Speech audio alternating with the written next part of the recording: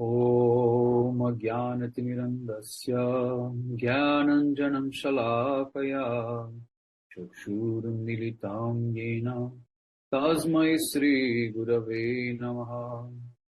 गुरवे गौरचन्द्राय राधिकायै तदालये कृष्णाय कृष्णभक्ताय तद्भक्ताय नमो नमः। नारायणं गुरुं वन्दे शरण्यं भक्तबान्धवं गौरमनुविष्टं पूर्णां राधदास्यं प्रदायकम् निरूपानुगाचार्यवर्यं रूपमञ्जरिप्रेष्ठकम् पतितपावनकरुण्यं युगाचार्य नारायणम् वञ्चकल्पतरुभ्यश्च कृपासिन्धुभ्य एव च पतितानां पावनेभ्यो वैष्णवेभ्यो नमो नमः। नमो महावदन्याय कृष्णप्रेमप्रदायते कृष्णाय कृष्णचैतन्य नाम्ने गौरत्विषे नमः। श्यामसुन्दर श्रीकन्धशेखर स्मिरहासर मुरली मनोहर राधिकर सिकमं कृपानिधे स्वप्रिया चरण किङ्करीं कुरु। तप्त कांचन गौरांगी राधे वृंदावनेश्वरी वृषभानुसुते देवी प्रणमामि हरिप्रिये। वृंदाई तुलसी देव्याय प्रियाय केशवास च कृष्ण भक्ति प्रदे देवी सत्यवत्याय नमो नमः। श्री कृष्ण चैतन्य प्रभु नित्यानंद श्री अद्वैत गदाधर श्रीवासदि गौर भक्त वृंद। हरे Krishna Krishna Krishna Hare Hare Hare Ram Ram Ram Hare Hare.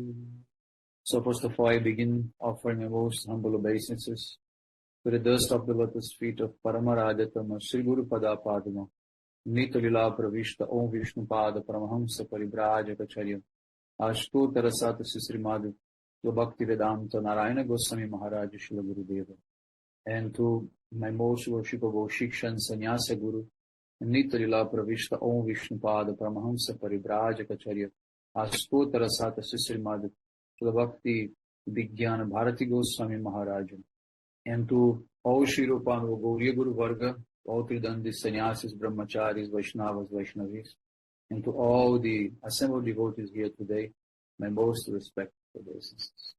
So by the Father's mercy of Srila Gurudeva and all Mahabhagavatas Acharyas, we are able to assemble here one more time. Verse 11. Chalasiyad braja charayam pashum nalina sundaram natate padam shilatrinam kure siddhati thinam kalilatam mana kantagachati. He Nath, he Kanta, O beloved Master, your lovely lotus feet are softer than a lotus. When you leave Braj to take the cows out for grazing, your lotus feet suffer great pain from dry husks, sharp pebbles, and spikes of grass. Thinking about this makes our minds uneasy. So now the commentary of Srila Jiva Goswami Pada Vaishnava Toshani. Now the gopis are saying that both meeting with you and separation from you are equally frustrating. But Krishna, he might ask, how is it possible that I cause such misery?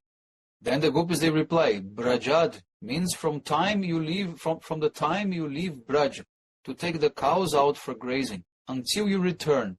We worry about the whole time you will be running here and there, chasing after the cows.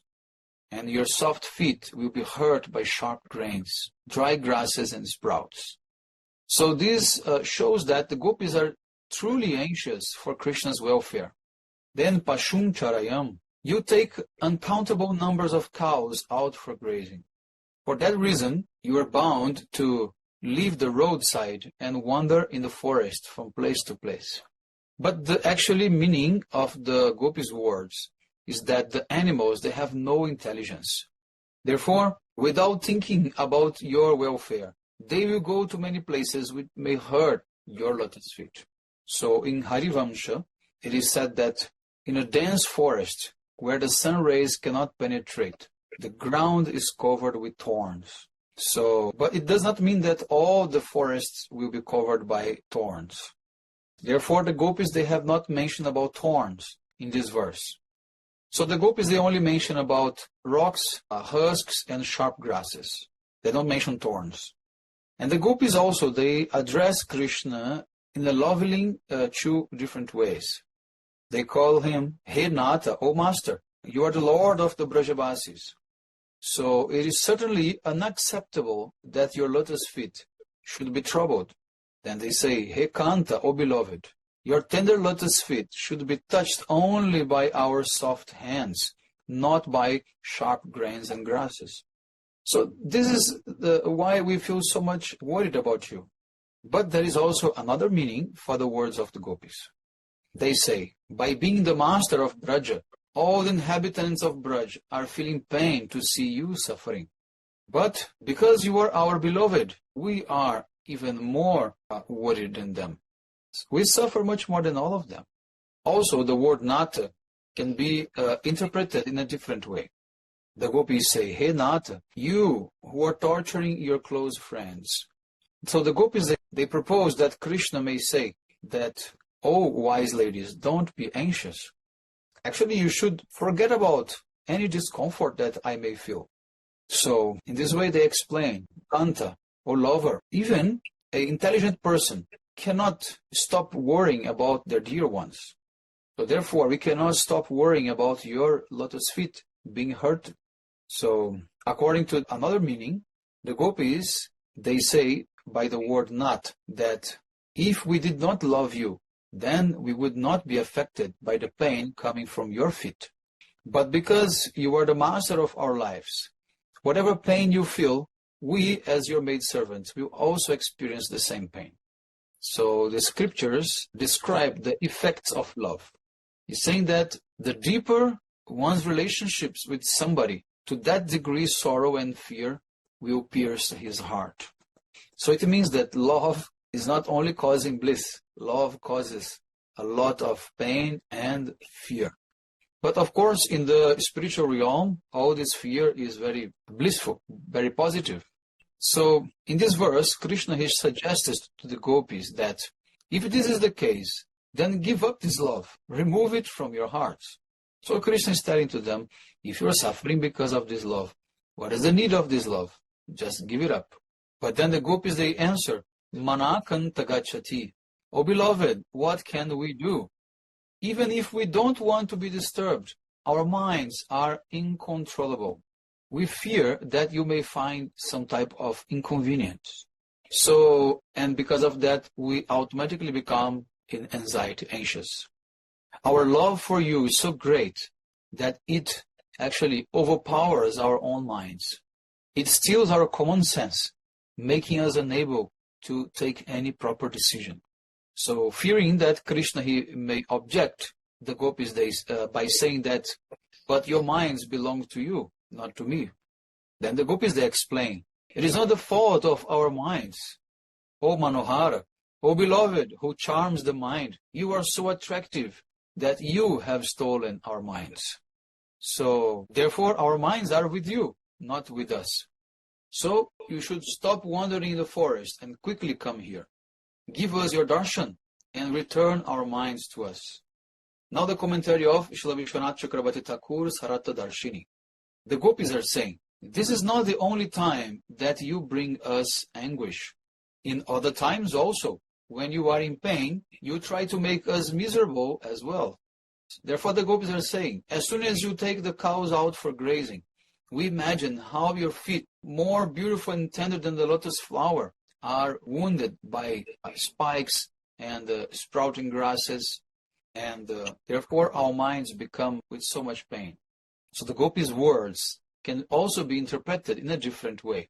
The gopis are saying, our minds are accustomed to arguing all the time. Therefore, our minds keep on quarreling with us. One example is that we say, oh mind, if Krishna suffers from walking in the forest, then why does he leave Braj to go to that forest every day? It means the mind is worried But the gopis, they say, then if Krishna is suffering, then why he should be going every day to the forest? So the gopis are telling to the mind, I think you are panicking in vain, uselessly. Then the minds reply, you are brainless, cowherd maidens. Krishna's lotus feet soles are softer than the land lotuses. There are so many sharp objects in the forest. Do you think they will not hurt his feet?